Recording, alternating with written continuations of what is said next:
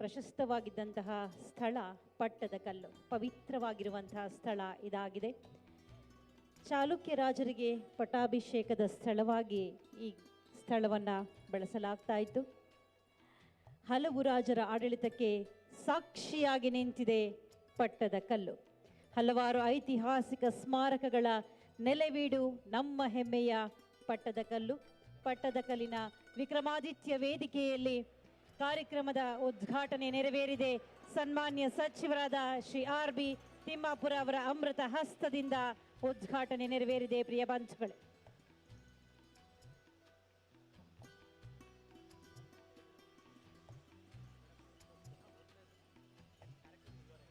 ಅರ್ಜುನ್ ಜನ್ಯ ಅವರ ತಂಡದಿಂದ ಚಲನಚಿತ್ರ ಗೀತೆಗಳ ರಸದೌತಣ ನಿಮಗಾಗಿ ಬರಲಿದೆ. ಬಂಧುಗಳೇ, ತಾವೆಲ್ಲರೂ ತಮ್ಮ ತಮ್ಮ ಆಸನಗಳಲ್ಲಿ ಆಸೀನರಾಗಬೇಕು.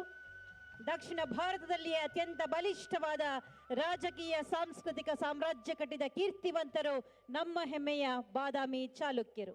ಉದ್ಘಾಟನೆಯನ್ನು ನೆರವೇರಿಸಿದಂತಹ ಎಲ್ಲ ಮಹನೀಯರಿಗೆ ಅನಂತ ವಂದನೆಗಳು. ಇವತ್ತಿನ ಕಾರ್ಯಕ್ರಮದ ಉದ್ಘಾಟಕರಾದಂಥ ನನ್ನ ಹಿರಿಯರು, ಮಾರ್ಗದರ್ಶಿಗಳು ಆದಂಥ ಮತ್ತು ಜಿಲ್ಲೆಯ ಗೌರವಾನ್ವಿತ ಸಚಿವರು ಕೂಡ ಆದಂಥ ಮಾನ್ಯ ಶ್ರೀ ಆರ್.ಬಿ. ತಿಮ್ಮಾಪುರ ಸರ್ ಅವರಲ್ಲಿ ನಾನು ಗೌರವಪೂರ್ವಕವಾಗಿ ನಮಸ್ಕರಿಸಿ, ವೇದಿಕೆ ಮೇಲೆ ಉಪಸ್ಥಿತಿರುವಂಥ ಆತ್ಮೀಯರು, ಸಹೋದರರು ಆದಂಥ ಮತ್ತು ಹುನಗುಂದ ಮತಕ್ಷೇತ್ರದ ಗೌರವಾನ್ವಿತ ಶಾಸಕರು ಕೂಡ ಆದಂಥ ವಿಜಯಾನಂದ ಕಾಶಪ್ಪನವರಲ್ಲಿ, ಅದೇ ರೀತಿಯಾಗಿ ಹಿರಿಯರು ಮತ್ತು ನಮ್ಮ ತಂದೆಯವರ ಆತ್ಮೀಯ ಸ್ನೇಹಿತರು ಕೂಡ ಆದಂಥ ಮತ್ತು ನಮ್ಮ ಜಿಲ್ಲೆಯ ಲೋಕಸಭೆಯ ಗೌರವಾನ್ವಿತ ಸದಸ್ಯರು ಕೂಡ ಆದಂಥ ಪಿ.ಸಿ. ಗದ್ದಿಗೌಡ ಸರ್ ಅವರಲ್ಲಿ ಸಹ ಗೌರವಪೂರ್ವಕವಾಗಿ ನಮಸ್ಕರಿಸಿ, ಅದೇ ರೀತಿಯಾಗಿ ಇನ್ನೋರ್ವ ಹಿರಿಯರು ಮಾರ್ಗದರ್ಶಿಗಳಾದಂಥ ರಾಜ್ ಸರ್ ಅವರಲ್ಲಿ, ಅದೇ ರೀತಿಯಾಗಿ ಇನ್ನೋರ್ವ ಆತ್ಮೀಯರಾದಂಥ ಸುರೇಶ್ ಕುರೇಶ್ ಸರ್ ಅವರಲ್ಲಿ, ವೇದಿಕೆ ಮೇಲೆ ಉಪಸ್ಥಿತಿರುವಂಥ ಎಲ್ಲ ಗೌರವಾನ್ವಿತ ಅಧಿಕಾರಿ ವರ್ಗದವರಿಗೆ ನಾನು ಗೌರವಪೂರ್ವಕವಾಗಿ ನಮಸ್ಕರಿಸಿ, ಇಲ್ಲಿ ಸೇರಿರ್ತಕ್ಕಂಥ ಸಮಸ್ತ ನಮ್ಮ ಬಾದಾಮಿ ತಾಲೂಕಿನಿಂದ ಮತ್ತು ಎಲ್ಲ ಬೇರೆ ಬೇರೆ ಮತಕ್ಷೇತ್ರದಿಂದ ಬಂದಂಥ ಎಲ್ಲ ತಾಯಿಯಂದರಿಗೆ ವಿಶೇಷವಾಗಿ ಅಭಿನಂದನೆ ಕೃತಜ್ಞತೆಯನ್ನು ಸಲ್ಲಿಸೋದರ ಜೊತೆಗೆ ಎಲ್ಲ ನಮ್ಮ ಹಿರಿಯರಿಗೆ, ಮುಖಂಡರಿಗೆ, ಅಣ್ಣ ತಮ್ಮಂದರಿಗೆ ಮತ್ತೊಮ್ಮೆ ನಮಸ್ಕಾರವನ್ನು ಹೇಳಿ, ಪತ್ರಿಕಾ ಮಾಧ್ಯಮದವರಲ್ಲಿ ಮತ್ತು ಮಾಧ್ಯಮದ ಮಿತ್ರರಲ್ಲಿ ಕೂಡ ಗೌರವಪೂರ್ವಕವಾಗಿ ನಮಸ್ಕರಿಸಿ, ವಿಶೇಷವಾಗಿ ಭಾಳ ವರ್ಷಗಳಿಂದ ಒಂದು ದೊಡ್ಡ ಬೇಡಿಕೆ ಆಗಿತ್ತು ನಮ್ಮ ಬಾದಾಮಿ ಮತಕ್ಷೇತ್ರದಾಗ, ಯಾವಾಗ ಚಾಲುಕ್ಯ ಉತ್ಸವ ನಡೀತೈತಿ ಅಂತ ಹೇಳಿ. ಯಾವುದೇ ಹಳ್ಳಿಗರ ಹೋಗಲಿ ಅಥವಾ ಯಾವುದೇ ಪಟ್ಟಣಕ್ಕೆ ಹೋಗಲಿ, ಯಾವಾಗ ಚಾಲುಕ್ಯ ಉತ್ಸವವನ್ನು ಮಾಡ್ತೀವಿ, ಚಾಲುಕ್ಯ ಉತ್ಸವ ಯಾವಾಗಾರ ಆಗುತ್ತೆ, ಈ ಸಲ ಮಾಡ್ತಾರೋ ಇಲ್ಲೋ, ಏನು ಇನ್ನೂ ಒಂದು ವರ್ಷ ಮುಂದೆ ಹೋಗುತ್ತೋ, ಇನ್ನೂ 10 ವರ್ಷ ಹೋಗುತ್ತೋ, ಇಂಥ ಪ್ರಶ್ನೆಗಳ ಮೇಲೆ ಪ್ರಶ್ನೆಗಳನ್ನು ಒಂದಲ್ಲ ಒಂದು ರೀತಿಯಾಗಿ ಪತ್ರಿಕೆ ಒಳಗೋ ಇನ್ನೊಂದು ಸಂಘಟನೆಯವರ ಒಂದು ಹೋರಾಟದ ಒಳಗೆ ನಾವು ಕಾಣ್ತಿದ್ವಿ. ಆದರೆ ಇವತ್ತು ಒಂದು ಅಂತ್ಯ ಹಾಡುವಂಥ ಅವಕಾಶವನ್ನು ನಮ್ಮ ಘನವೆತ್ತ ಸರ್ಕಾರ, ಮಾನ್ಯ ಮುಖ್ಯಮಂತ್ರಿ ಸಿದ್ದರಾಮಯ್ಯ ಸಾಹೇಬರು ಮತ್ತು ಗೌರವಾನ್ವಿತ ಸಚಿವರಾದಂಥ ಶಿವರಾಜ್ ತಂಗಡಗಿ ಸಾಹೇಬರು ಮತ್ತು ಎಚ್.ಕೆ. ಪಾಟೀಲ್ ಸಾಹೇಬರು ಮತ್ತು ಉಪಸ್ಥಿತಿರುವಂಥ ಮಂತ್ರಿಗಳು ಸತ ಭಾಳ ದೊಡ್ಡ ಮಟ್ಟದ ಹೋರಾಟವನ್ನು ಮಾಡಿ, ಅದರ ಜೊತೆಗೆ ಎಲ್ಲ ಗೌರವಾನ್ವಿತ ಶಾಸಕ ಮಿತ್ರರು ಎಲ್ಲ ಸದಸ್ಯರು ಕೂಡ್ಕೊಂಡು ಮಾನ್ಯ ಮುಖ್ಯಮಂತ್ರಿಯವರಿಗೆ ಒತ್ತಡವನ್ನು ಹೇರಿ ಈ ಸಲ ಮಾಡಲೇಬೇಕನ್ನುವಂಥ ಬೇಡಿಕೆಯನ್ನು ಇಟ್ಟಿದ್ವಿ. ಆ ಒಂದು ದಿಸೆ ಒಳಗೆ ಮಾನ್ಯ ಮುಖ್ಯಮಂತ್ರಿಗಳು ಹೋದ ಬಾರಿ ಬಜೆಟಲ್ಲಿ ಒಂದು ವಿಶೇಷವಾದಂಥ ಘೋಷಣೆಯನ್ನು ಮಾಡಿದರು. ಇಲ್ಲಪ್ಪ, ನಾನು ಯಾವುದೇ ಕಾರಣಕ್ಕೂ ಈ ಸಲ ಚಾಲುಕ್ಯ ಉತ್ಸವವನ್ನು ನೆರವೇರಿಸೋಕೆ ಅವಕಾಶ ಮಾಡಿಕೊಡ್ತೀನಿ ಅನ್ನುವಂಥ ಮಾತನ್ನು ಮೊದಲೇ ಹೇಳಿದರು. ಹಾಗಾಗಿ ಬಜೆಟ್ ಒಳಗೆ 2 ಕೋಟಿ ಅನುದಾನವನ್ನು ನಮಗೋಸ್ಕರ ಚಾಲುಕ್ಯ ಉತ್ಸವಕ್ಕೋಸ್ಕರ ಅದನ್ನು ಸೀಮಿತಗೊಳಿಸಿ ಅದನ್ನು ಇಡುವಂಥ ಕೆಲಸವನ್ನು ಮಾಡಿ ಮತ್ತು ಘೋಷಣೆಯನ್ನು ಮಾಡುವಂಥ ಕೆಲಸವನ್ನು ಮಾಡಿದ್ರಲ್ಲ, ಅವರಿಗೆ ನಾನು ಈ ವೇದಿಕೆ ಮುಖಾಂತರವಾಗಿ ಅಭಿನಂದನೆಯನ್ನು ಹೇಳೋಕ್ಕೆ ಇಷ್ಟಪಡ್ತೇನೆ. ಯಾಕಂದ್ರೆ ಭಾಳ ವರ್ಷದ ಬೇಡಿಕೆಯನ್ನು ಈಡೇರಿಸೋದು ಅಷ್ಟು ಸುಲಭ ಇರಲಿಲ್ಲ. ಇನ್ನೂ ಮುಂದೆ ಹೋಗುತ್ತಾನ ಅಂಥೇಳಿ ಎಲ್ಲೋ ಒಂದು ಕಡೆ ನಮ್ಮನ್ನು ಭಾಳ ಕೆಟ್ಟದಾಗಿ ನೋಡುವಂಥದ್ದು ಆಗಿತ್ತು. ನಮ್ಮ ಬಗ್ಗೆ ತಪ್ಪು ಕಲ್ಪನೆ ಬರೋ ರೀತಿದಾಗೂ ಎಷ್ಟೋ ಜನ ಅದಕ್ಕೆ ಸಂದೇಶಗಳನ್ನು ಮತ್ತು ಹೇಳಿಕೆಗಳನ್ನು ಕೂಡ ಕೊಟ್ಟಿದ್ರು. ಅದರ ಜೊತೆಗೆ ಅಷ್ಟೇ ಆಗಲಿಲ್ಲ, ಒಳಗೆ ಏನು ನಾವು ವಾತಾಪಿ ಬಾದಾಮಿ ಅನ್ನುವಂಥ ವಿಶೇಷವಾಗಿ ಅಂತೀವಿ, ಆ ಜಗದಾಗೂ ನಾವು ಇಮ್ಮಡಿ ನಿನ್ನೆ ಶಂಕುಸ್ಥಾಪನೆಯನ್ನು ನೆರವೇರಿಸುವಂಥದ್ದಕ್ಕೆ ನಾವೆಲ್ಲರೂ ಕೆಲಸವನ್ನು ಕೈಗೆತ್ಕೊಂಡಿವಿ. ಯಾಕಂದರೆ ಇದು ಭಾಳ ವರ್ಷದ ಬೇಡಿಕೆ ಆಗಿತ್ತು. 25 ವರ್ಷಗಳಾದರೂ ಇನ್ನಾದರೂ ಇಮ್ಮಡಿ ಪುಲಕೇಶಿಯ ಪುತ್ಥಳಿಯನ್ನು ಕುಂದರ್ಸೋಕ್ಕಾಗ್ತಿಲ್ಲ ಅಂಥೇಳಿ ಹಲವಾರು ವೇದಿಕೆಗಳ ಮುಖಾಂತರವಾಗಿ ಭಾಳ ದೊಡ್ಡ ಕೆಟ್ಟದಾಗಿರುವಂಥ ಹೇಳಿಕೆಗಳನ್ನು ನಾ ಕೇಳಿದ್ದೆ. ಹಾಗಾಗಿ ಎಲ್ಲೋ ಒಂದು ಕಡೆ ನಾವೆಲ್ಲರೂ ಕೂಡಿಕೊಂಡು ಆ ದಿಸೆ ಒಳಗೆ ಕೈ ಜೋಡಿಸಿ ಎಲ್ಲರೂ ಅದಕ್ಕೆ ಸಹಾಯ ಸಹಕಾರವನ್ನು ನೀಡಿದ್ರು.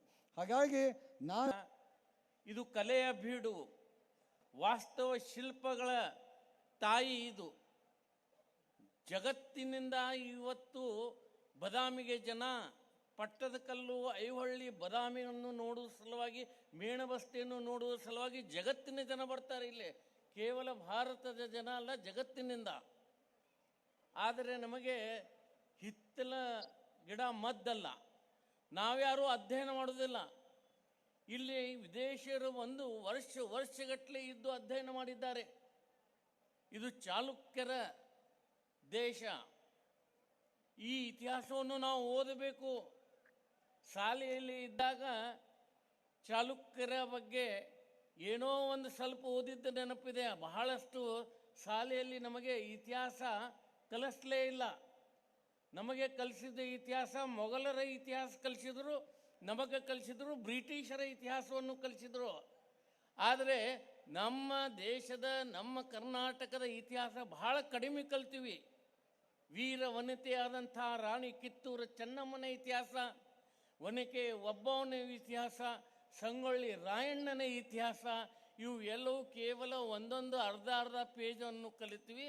ಆದರೆ ಮೆಕಾಲೆ ಶಿಕ್ಷಣದಿಂದಾಗಿ ನಾವು ಕಲಿತದ್ದು ಭಾರತೀಯ ಸಂಸ್ಕೃತಿ, ಕರ್ನಾಟಕದ ಸಂಸ್ಕೃತಿಯ ಬಗ್ಗೆ ಮಾತಾಡಬೇಕಾಗಿದೆ. ಯಾವ ಸಂಸ್ಕೃತಿ ನಮ್ಮದು, ಈ ದೇಶದ್ದು? ನಮ್ಮ ಕುಡಿಸ್ತಕ್ಕಂಥ ಸಂಸ್ಕೃತಿಗೆ ಸೇರಿದವರು ನಾವು. ಶರಣಾಗತರಾಗಿ ಬಂದಂಥ ಶತ್ರುಗಳಿಗೆ ಮಾನ ಮರ್ಯಾದೆಯಿಂದ ಬದುಕಲು ಅವಕಾಶ ಕೊಟ್ಟಂಥ ಭೂಮಿ ಇದು. 5 ವರ್ಷದ ಬಾಲಕ ಸಿಂಹದ ಬಾಯಿಯಲ್ಲಿ ಕೈ ಹಾಕಿ ಅದರ ಹಲ್ಲುಗಳನ್ನು ಎಣಿಸಿದಂತಹ ವೀರ ಶೂರ ಪರಾಕ್ರಮನ ಭರತನ ವಂಶಸ್ಥರು ನಾವು. ಇಂಥ ಭವ್ಯ ಕರ್ನಾಟಕ, ಭವ್ಯ ಭಾರತದ ವಾರಸುದಾರರು ನಾವು. ಇದನ್ನು ನೆನಪು ಮಾಡಿಕೊಳ್ಳಬೇಕಾಗಿದೆ. ಶೂನ್ಯ ಬೆಳೀತು ಅಂತ ಹೇಳಿದರೆ ತಪ್ಪಾಗಲಾರದು. ಇವತ್ತು ಬಹುಶಃ ಒಂದು ಶಿಲ್ಪಕಲೆ ಇದ್ದರೆ ಅದು ಪಟ್ಟದಕಲ್ಲು ಅಂತ ನಾವು ಹೇಳ್ತೇವೆ. ಈ ಒಂದು ಪಟ್ಟದಕಲ್ಲದಲ್ಲಿ ವಿರೂಪಾಕ್ಷ ದೇವಸ್ಥಾನ, ಮಲ್ಲಿಕಾರ್ಜುನ ದೇವಸ್ಥಾನ, ಸಂಗಮೇಶ್ವರ ದೇವಸ್ಥಾನ, ಕಾಶಿ ವಿಶ್ವನಾಥ, ಪಾಪನಾಥ ಸೇರಿದಂತೆ ಇಲ್ಲಿನ ದೇವಾಲಯಗಳು ಕೇವಲ ಧಾರ್ಮಿಕ ಕೇಂದ್ರಗಳಲ್ಲ, ಅವು ಇವತ್ತು ಶಿಲ್ಪಕಲೆಯ ಜೀವಂತ ಗ್ರಂಥಗಳಾಗಿವೆ ಅಂತ ಹೇಳಿದರೆ ತಪ್ಪಾಗಲಾರದು. ನಾನು ಇದರ ಬಗ್ಗೆ ಹೆಚ್ಚು ವಿಶೇಷವಾಗಿ ಮಾತನಾಡಲಿಕ್ಕೆ ಬಯಸೋದಿಲ್ಲ. ಇವತ್ತು ಬಹುಶಃ ಇಲ್ಲಿರ್ತಕ್ಕಂಥ ಎಲ್ಲ ನಮ್ಮ ಈ ಭಾಗದ ನಮ್ಮ ಉಸ್ತುವಾರಿ ಸಚಿವರಾಗಿರ್ತಕ್ಕಂಥ ಸನ್ಮಾನ್ಯ ತಿಮ್ಮಾಪುರವರಲ್ಲಿ ನಾನು ಕೇಳಲಿಕ್ಕೆ ಬಯಸ್ತೇನೆ. ನಿನ್ನಿನ ದಿವಸ ಸನ್ಮಾನ್ಯ ಮುಖ್ಯಮಂತ್ರಿಗಳಾಗಿರ್ತಕ್ಕಂಥ ಸಿದ್ದರಾಮಯ್ಯನವರು ಬಂದಿರತಕ್ಕಂಥ ಸಂದರ್ಭದಲ್ಲಿ ಇವತ್ತು ಈ ಭಾಗದ ಅಭಿವೃದ್ಧಿಗೆ ಇವತ್ತು ಇಲ್ಲಿನ ಶಾಸಕರು, ಸಚಿವರು ಹಾಗೂ ಸಂಬಂಧಿಸಿದ ಮುಖ್ಯಮಂತ್ರಿಗಳು ಇವತ್ತು ಈ ಭಾಗದ ಅಭಿವೃದ್ಧಿ ಸಲುವಾಗಿ ಅದರ ಜೊತೆಗೆ ಇವತ್ತು ವಿಶ್ವದಾದ್ಯಂತ ಸಾಕಷ್ಟು ಇದನ್ನು ನೋಡಲಿಕ್ಕೆ ಬಂದಿರತಕ್ಕಂಥ ಜನರಿಗೆ ನಾವು ಅನುಕೂಲತೆಯನ್ನು ಮಾಡಬೇಕು, ಅವರಿಗೆ ಹೆಚ್ಚು ಸೌಲಭ್ಯವನ್ನು ಒದಗಿಸಬೇಕು. ಇದು ಆಗಬೇಕು ಅಂತ ಹೇಳಿದರೆ ಇವತ್ತು ಬೇಗನೆ ನಮ್ಮ ಈ ಹೆದ್ದಾರಿಗಳ ಕೆಲಸ ಮುಗಿಬೇಕು. ಹಾಗೆಯೇ ನಮಗೆ ಏನು ಹೊಸದಾಗಿ ರೈಲ್ ಲೈನ್ ಏನು ಇವತ್ತು ಕುಡ್ಚಿ ಬಾಗಲಕೋಟಿದೆ, ಇದು ಕೂಡ ಪೂರ್ಣ ಆಗಬೇಕಾಗಿದೆ. ನಿಮಗೆಲ್ಲ ಗೊತ್ತಿರಬಹುದು, ಇವತ್ತು ವಿಶೇಷವಾಗಿ ನಮ್ಮ ಕೇಂದ್ರ ಸರ್ಕಾರದಿಂದ ಬಾಣಾಪುರ ಶಿರೂರದವರೆಗೆ ಕೇವಲ ಪ್ರವಾಸಿಗರಿಗೆ ಅನುಕೂಲ ಆಗಬೇಕು, ನಮ್ಮ ಪ್ರವಾಸೋದ್ಯಮ ಬೆಳಿಬೇಕನ್ನೋ ಒಂದು ಉದ್ದೇಶದಿಂದ ಈಗಾಗಲೇ ಆ ಒಂದು ಹೆದ್ದಾರಿ ಒಂದು ಕೆಲಸ 2 ವರ್ಷಗಳಿಂದ ಪ್ರಾರಂಭ ಆಗಿದೆ. ಈ ಒಂದು ಸಂದರ್ಭದಲ್ಲಿ ಪಟ್ಟದಕಲ್ಲಿಂದ ಶಿರೂರವರೆಗೆ ಇವತ್ತು ಕೆಲಸ ಆಗಿ ಮುಗಿಬೇಕಾಗಿತ್ತು. ಅಲ್ಲಿ ಇವತ್ತು ಏನು ಅರಣ್ಯ ಇಲಾಖೆಯಿಂದ ಹಾಗೇನೆ ಇವತ್ತು ಭೂಮಿ ಸ್ವಾಧೀನ ಮಾಡಿಕೊಳ್ಳಾರದೆ ಇವತ್ತು ಕೆಲಸ ಇವತ್ತು ನಿಂತು ಹೋಗಿ ಈ ಒಂದು ಬಹುಶಃ ನಮಗೆ ಈ ಒಂದು ಕೆಲಸ ಸಂಪೂರ್ಣ ಆಗದೆ ಹೋಗಿದ್ರೆ ನಾವೇನು ಈ ಒಂದು ರಾಷ್ಟ್ರೀಯ ಹೆದ್ದಾರಿಯನ್ನು ಮಾಡಬೇಕು, ಜನರಿಗೆ ಅನುಕೂಲ ಮಾಡಬೇಕನ್ನುವ ಒಂದು ಏನು ಇಚ್ಛೆ ಇತ್ತು ಅದು ಪೂರ್ತಿ ಆಗೋದಿಲ್ಲ. ಮತ್ತೆ ನಾನು ನಮ್ಮ ಸಂಬಂಧಿಸಿದ ಮಂತ್ರಿಗಳಾಗಿರ್ತಕ್ಕಂಥ ಸನ್ಮಾನ್ಯ ಗಡ್ಕರಿರವರಿಗೆ ವಿನಂತಿ ಮಾಡಿದ್ದೇನೆ. ಮತ್ತೆ ಈ ಸಿದ್ದರಾಮಯ್ಯ ಸಾಹೇಬರು ಬಜೆಟ್ನಲ್ಲೇ ಅನುದಾನವನ್ನು ಘೋಷಣೆ ಮಾಡಿ 2026ಕ್ಕೆ ಉತ್ಸವ ಮಾಡೇ ಮಾಡ್ತೀವಿ ಅನ್ನೋದನ್ನ ಭರವಸೆಯನ್ನು ಕೊಟ್ಟು ಇವತ್ತು ಚಾಲುಕ್ಯ ಉತ್ಸವ ಇವತ್ತು ನಡೀತಾ ಇದೆ ಬಂಧುಗಳೇ.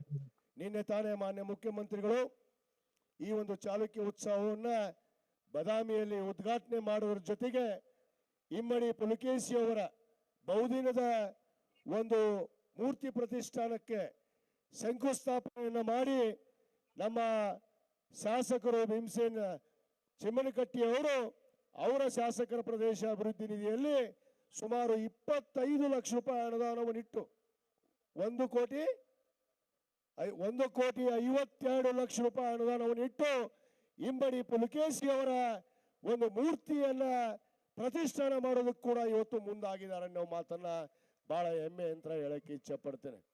ಬಂಧುಗಳೇ, 10 ವರ್ಷದಿಂದ ಈ ಉತ್ಸವ ಆಗಿರಲಿಲ್ಲ. ಬಹುತೇಕ 2015ರಲ್ಲಿ ನಾನು ಕೂಡ ಹಿಂದೆ ಶಾಸಕನಾಗಿದ್ದೆ. 2015ರಲ್ಲಿ ಅವತ್ತು ನಮ್ಮ ಈ ಕ್ಷೇತ್ರದ ಶಾಸಕರು ನಮ್ಮ ತಂದೆಯ ಸ್ವರೂಪಿ ಸನ್ಮಾನ್ಯ ಬಿ ಚಿಮ್ಮನಕಟ್ಟಿ ಸಾಹೇಬರು ಆ ಕಾರ್ಯಕ್ರಮದ ಅಧ್ಯಕ್ಷ ಸ್ಥಾನವನ್ನು ವಹಿಸಿದ್ರು.